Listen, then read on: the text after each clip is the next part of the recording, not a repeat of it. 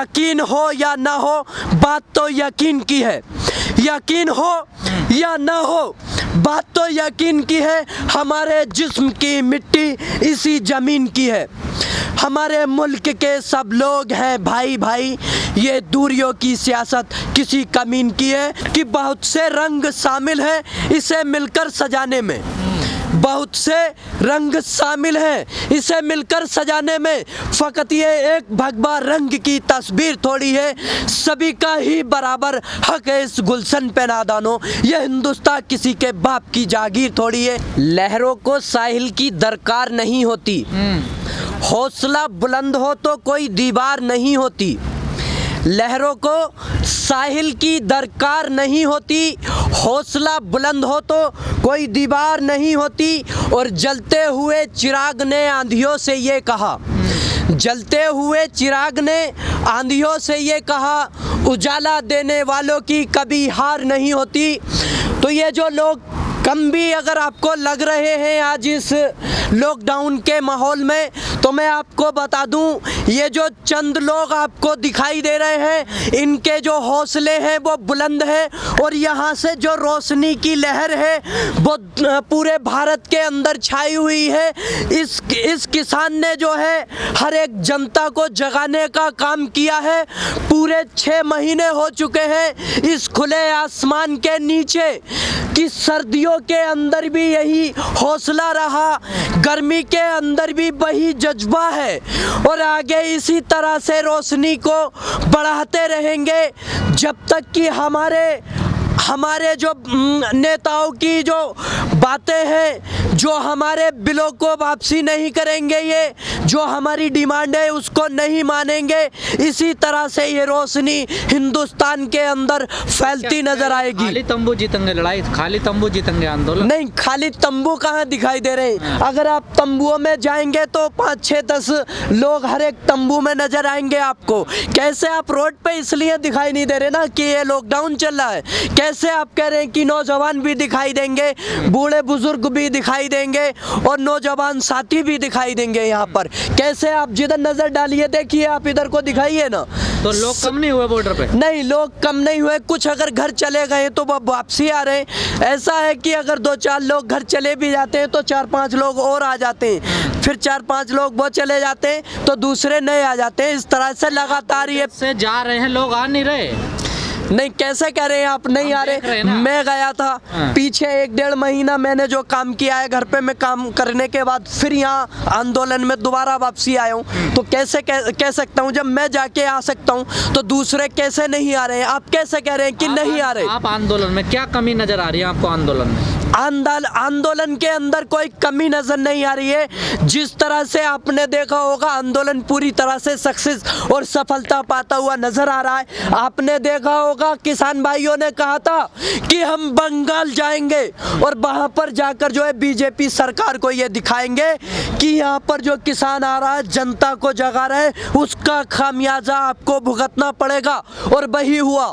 आपने देखा बीजेपी का नारा था, वहां पर जो नारा था कि अब के बार बीजेपी जो है 200 पार, लेकिन क्या हुआ कि 100 के अंदर सिमट कर रह गई। तो कैसे किसानों की सफलता आपको दिखाई नहीं दे रही? कोई योगदान नहीं रहा चुनाव में, सब किसानों की वजह से हुआ क्या? नहीं, ममता बनर्जी का भी योगदान है। क्यों नहीं है? ममता बनर्जी का योगदान है, लेकिन वहां पर जो ये दंगा भड़काकर ये जो मतलब एक हिंदू मुस्लिम का माहौल, इन्होंने वहां पर जाकर जय श्री राम का नारा दिया, उस चीज को ये बरगलाने में जो है मतलब ये सफल हो जाते, हो सकता है। लेकिन किसान भाइयों ने उस सफलता को इनकी नाकाम किया है। वहां पर जाकर ये दिखा दिया कि किसान की जो ताकत है, किसान खेत के अंदर भी अगर खड़ा होता है तो धरती को चीर कर बीज बोता है और उसका 6 महीने तक इंतजार करता है। अगर आज 6 महीने हो चुके हैं इस किसान आंदोलन को चलते हुए, तो किसान हारा नहीं है, उसका हौसला बुलंद है और आगे भी खड़ा रहेगा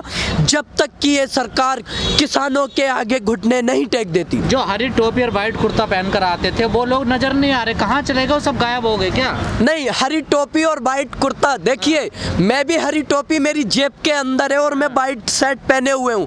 ऐसा नहीं है कि मैं किस मतलब ये टोपी अगर जेब में रख ली है तो वाइट टोपी जो हरी टोपी वाले वो गायब हो गए, तो नजर नहीं ऐसा नहीं है।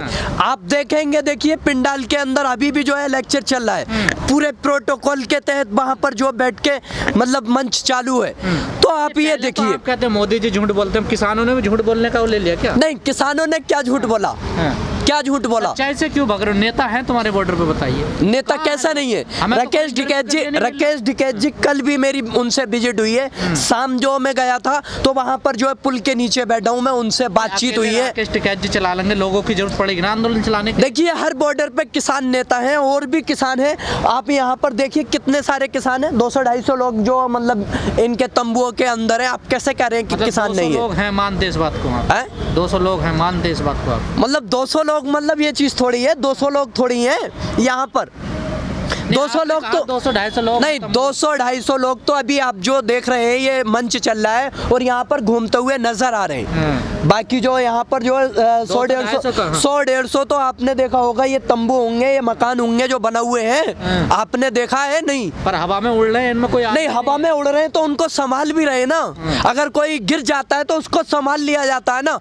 और यही चीज है कि इस आंदोलन को भी गिरने अगर गिर भी जाता है तो गिरते भी संभाला जाता है। आपने देखा होगा 28 तारीख के अंदर लोगों ने कहा कि ये आंदोलन उखड़ जाएगा, मीडिया ने दिखा दिया कि अब तो किसान भाग जाएंगे, लेकिन क्या हुआ? ऐसी क्रांति आई, ऐसी क्रांति जगी कि 28 तारीख के अंदर उसके बाद से जो है लाखों लोगों की भीड़ यहाँ पर जमा हो गई।